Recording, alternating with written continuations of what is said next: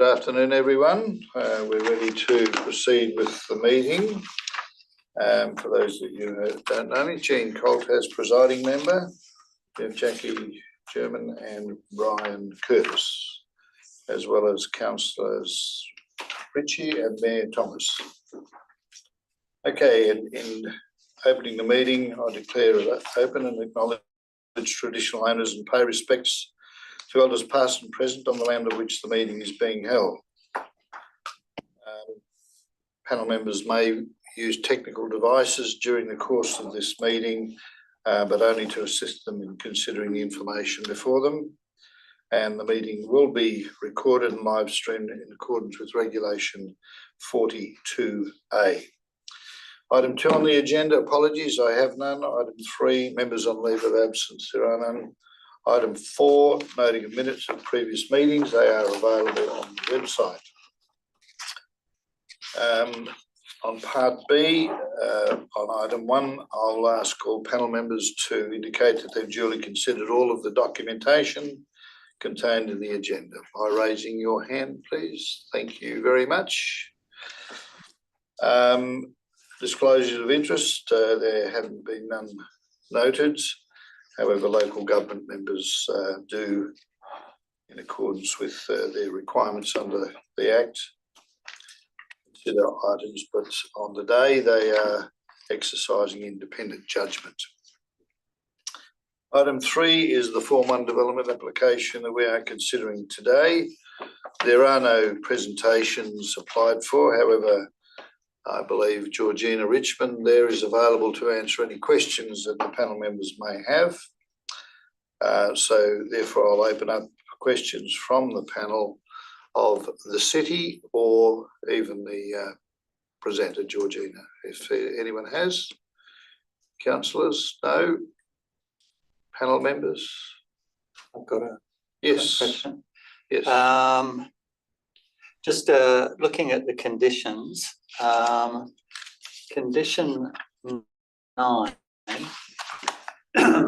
is has 5 subparts, and on the 5th one, I just found that the wording slightly unclear. So this is really whether the wording is clear enough. It says the author of the TMP must determine the most appropriate level of management required to facilitate the safe operation. And then it says, however, implementing the above bracket in isolation or in combination as determined by the TMP will ensure safe operation of the site access for all those entering and exiting. That seemed to me just quite a convoluted wording. It may be clear to the author, but my sense is in isolation or in combination. I don't know what that's referring to. Perhaps you can help me with that. Council staff, do you have a clarification on that one? Yes, thank you for your question. I do acknowledge that it is a little bit confusing with the combination of the word, well, combination and both in isolation. If the applicant is also in the same view, we're happy to consider the wording change. I believe the comments came from our traffic department as a result of the updated traffic management plan and a result of ensuring that all the swept paths and all the access and arrangements on the site were in keeping with the traffic management plan and what was proposed. So, Georgina, did you have any issues with the wording? Certainly, I think we're pretty clear on what the intent is. I think the reference is relating to whether or not we need to implement a combination of different traffic management approaches, or if a single traffic management approach would be appropriate in terms of managing this access arrangement, given it provides access to 3 different developments on the site. But yeah, again, we're happy for it to be modified if that provides further clarification. Someone can give an alternative wording. Brian, you haven't considered anything? I haven't considered any other wording. If it's clear to all the parties, then I'm happy to leave it. I have a concern that if someone reads this who isn't familiar with the background and the context, they might struggle to interpret that. But if you're all comfortable, I'm happy to just leave that. I haven't got any better wording. Okay. All right. One suggestion would just be to remove the in isolation or in combination part and just say determined by the TMP. Okay. We'll consider that. We can consider that when we discuss the item further. Okay. Thank you very much for answering that. Jackie, I saw you having a query there. Yeah, again, a couple of queries on the conditions. Condition 4 is just a standard sort of stormwater to be managed on site. However, there is a stormwater management plan, so I was going to suggest that maybe that needs to be just reworded to reference the approved stormwater management plan.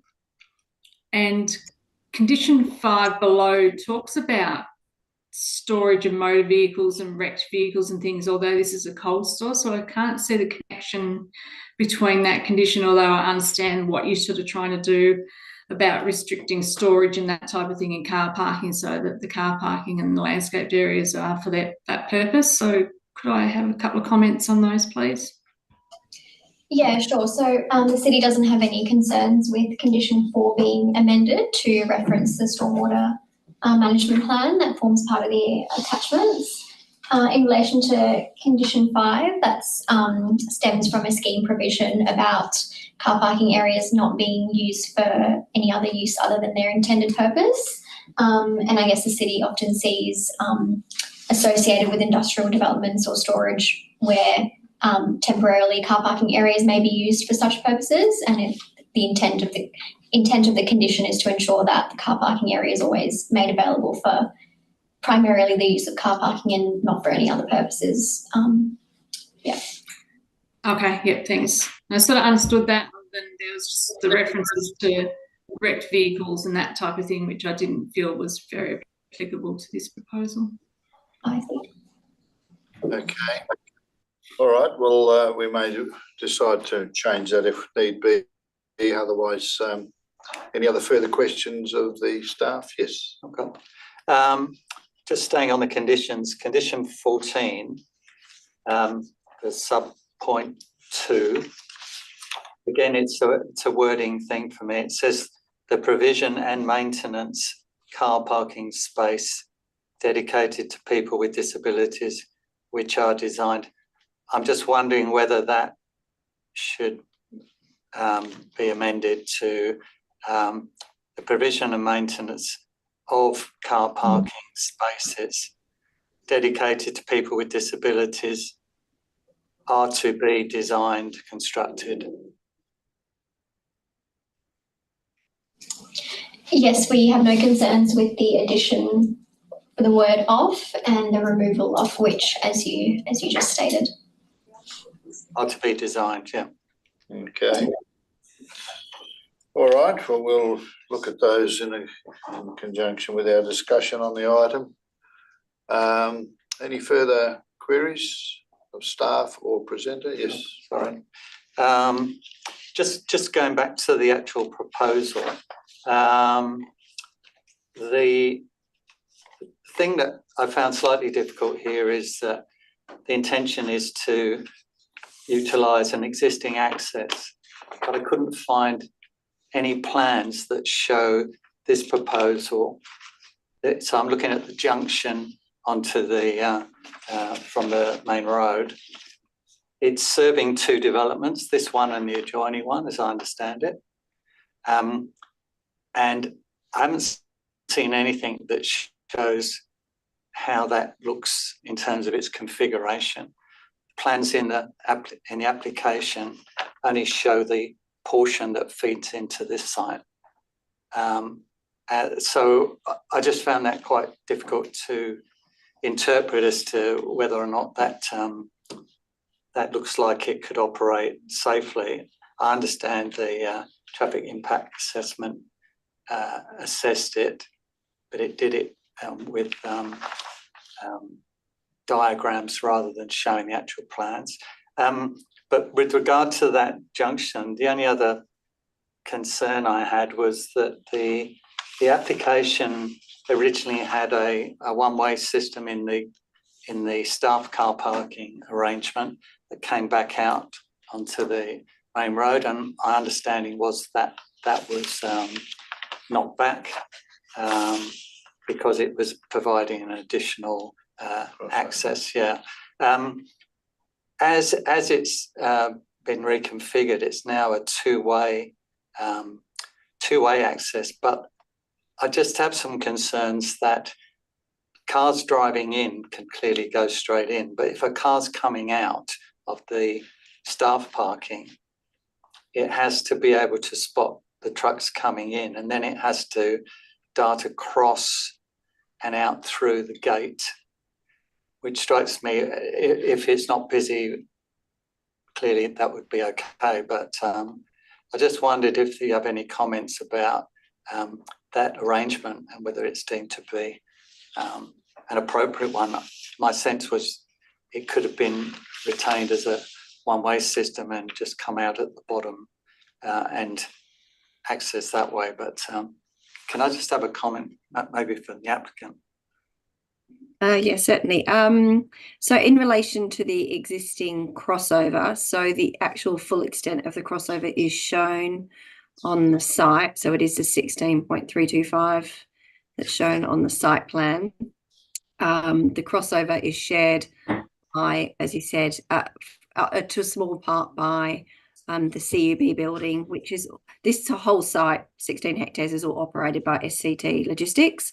So they've got 4 existing developments on the site, and this is the last vacant portion of the site. So it provides just entry for 2 trucks a day to the CUB facility, and then at the rear it also provides access to SCT's container hardstand area where they've got their train paths. So there's been very careful consideration of how all these operate together to make sure it can be appropriately managed, and the traffic management plan, and there'll be an operational traffic management plan which was going to be prepared irrespective of there being a condition on the approval by SCT to appropriately operate the site.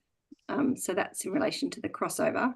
In relation to the removal of the additional left out only access onto Abernathy Road, so the decision was made mostly from a timing point of view at this point to remove that access arrangement. There has been discussions with the city about potentially lodging an amended plan to potentially include that again, but it's not required to actually safely operate the site.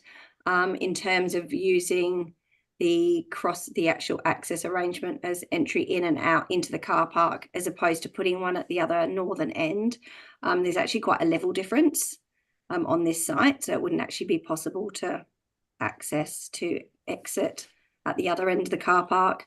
The intent is that obviously if we maintain the in and out from the car park in its current location, that the vehicles would actually drive around the facility rather than actually cross. So they actually are turning around rather than actually crossing over trucks entering, because that's considered to be a safer alternative than basically crossing over onto an entering truck or another vehicle, because it gives them more space. But it's been carefully considered by the traffic engineers, and they were comfortable that the scenario works. Can I just follow up? Yes, follow that. Sorry, so one of the reasons I had that concern is I was aware there's a level difference. That's why I was wondering whether the sight lines pulling out of the car park would be adequate for spotting vehicles coming in. But are you suggesting that the idea would be that the cars would go all the way around rather than try and do a right-hand turn? Yeah, so there's two options available in terms of operating the site. One is obviously that they would cross straight over and to exit, and the alternative is that they would turn left and go around the facility. And there's a traffic management plan, operational management plan that will be prepared, which will then decide which is more appropriate. My understanding at this point is they're thinking that they would go all the way around the facility. So, but the initial assessment that's been done by SCT and by PGA traffic engineers is that either scenario is a safe alternative. So the SCT want to implement the safest and most appropriate of those two options. So the traffic management plan provides more detail as to how that might best operate. Yes, so they will do that, as part of that operational traffic management plan that they will prepare. Okay, thank you. Anything further? Any other queries of staff or Georgina? No, thank you very much for that. Okay, well, we'll move on to the item on the agenda. In order that we can proceed, I'll need a mover and seconder for the item. Do I have a mover, please? Yes, Mayor Thomas. Seconder. Councillor Ritchie, thank you.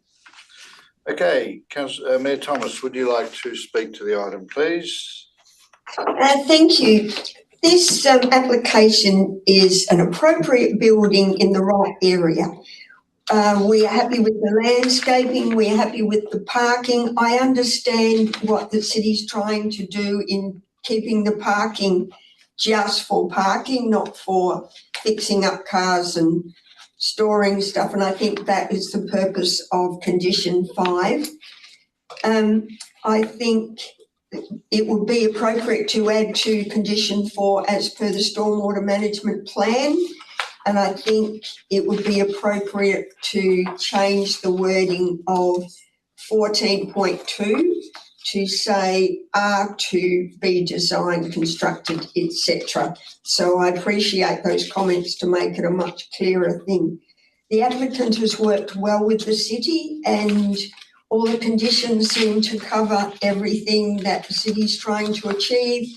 It's a really nice development to add to our city and I hope you will support it. Thank you. Councillor Ritchie, do you wish to speak to the item, please? I think all of that's covered. I would like to commend the applicant for their landscaping plan. I think that's very appropriate, and also for supporting the percent for art. I agree with the Mayor on all of those minor modifications. Happy to support that. Thank you. Other panel members, do you wish to speak to the item, please, or against? No? Okay, well, perhaps we could go to the wording of the conditions so that with the agreement of the mover and seconder we can adopt them as we vote. So in regard to condition 4, I'm reading that the wording should be stormwater must be disposed of on site in conformity with the approved stormwater management plan to the satisfaction of the city. Is that acceptable? Yes. Okay, and in regard to condition 5, I think we're leaving that as is, Brian. Yeah. And in regard to condition 9, subpoint 5, where you would say that the wording in isolation or in combination are deleted. Yeah. Are they the only ones that I've, oh, hang on, no, condition 14. Subpoint 2, the wording to be provision and maintenance of car parking spaces dedicated to people with disabilities are to be designed, etc., etc. Mayor and Councillor Ritchie, are you happy with that? Yes. Yes. The mover and second of those amendments can be made. If there's no further discussion on the item, or I'll certainly support it, and I'll mirror Councillor Mayor Thomas's comments on the application and the way it's been progressing through council. So, Mayor Thomas, do you wish to close debate on the item? Nothing more to add, presiding member. Okay, thank you. All right, that being the case, then I will put the item to a vote. All those in favour with the amended version? It's carried. Jackie, I haven't seen your hand. Unanimously. Thank you very much. Okay, we'll move on to the next part of the item. Thank you very much, everybody, for that. Item 4, Form 2 DAP applications, there are none. Item 5, any reconsiderations, there are none. Part D of the agenda, Item 1, SAT applications and Supreme Court appeals. We do have some of those, don't we? But they're all floating through the system, so you can get details on those if you so wish. Therefore, I'll go to item 3 and I'll close the meeting at 1:20 p.m. Thank you, participants and councillors. See you next time. Thank you. Thank you. Thank you. Council staff. Bye, Jack. Thank you.